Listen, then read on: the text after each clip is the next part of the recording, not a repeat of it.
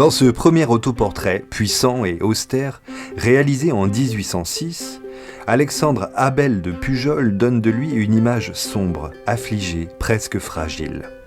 Après avoir suivi les cours de l'Académie de peinture et de sculpture de Valenciennes auprès de Jacques-François Maumal, le jeune peintre intègre en 1804 l'École des Beaux-Arts de Paris. Lorsqu'il réalise cette toile, Abel de Pujol est âgé de 21 ans et il étudie depuis près de 2 ans déjà au sein du prestigieux atelier du peintre néoclassique Jacques-Louis David.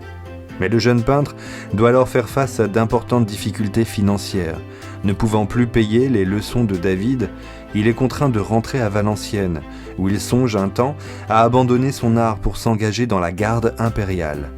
Mais face à la très forte opposition de son père, le jeune homme reprend finalement le chemin vers la capitale, présente à David un nouveau tableau d'histoire d'une qualité telle que le maître décide de l'accueillir gratuitement dans son atelier. Sur ce second autoportrait, réalisé quelques 6 années plus tard, le chemin parcouru est manifeste. On retrouve ici un Abel de Pujol bourgeoisement vêtu, sûr de lui, promis à un bel avenir. Lorsqu'il peint ce tableau en 1812, l'artiste vient de remporter l'année précédente le prix de Rome. Pensionnaire à la Villa Médicis, il a également reçu les honneurs de Valenciennes, la ville de sa première formation, et son père, le baron Pujol de Mortry, qui jusqu'alors n'avait pas officiellement reconnu son fils naturel, l'autorise enfin à porter son nom.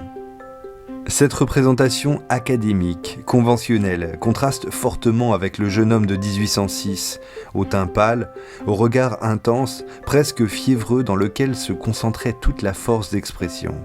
Dans cette première œuvre magistrale, à la sensibilité affirmée, Abel de Pujol a fait preuve d'un esprit quasiment pré-romantique, ajoutant un exemple à l'iconographie de l'artiste maudit. L'impression de tristesse et de dénuement est encore renforcée par la sévérité de la draperie à la romaine et à la réduction de la gamme colorée. Pourtant, cette toile fait figure d'exception dans l'œuvre du peintre, qui restera tout au long de sa carrière un tenant fidèle du néoclassicisme hérité de David.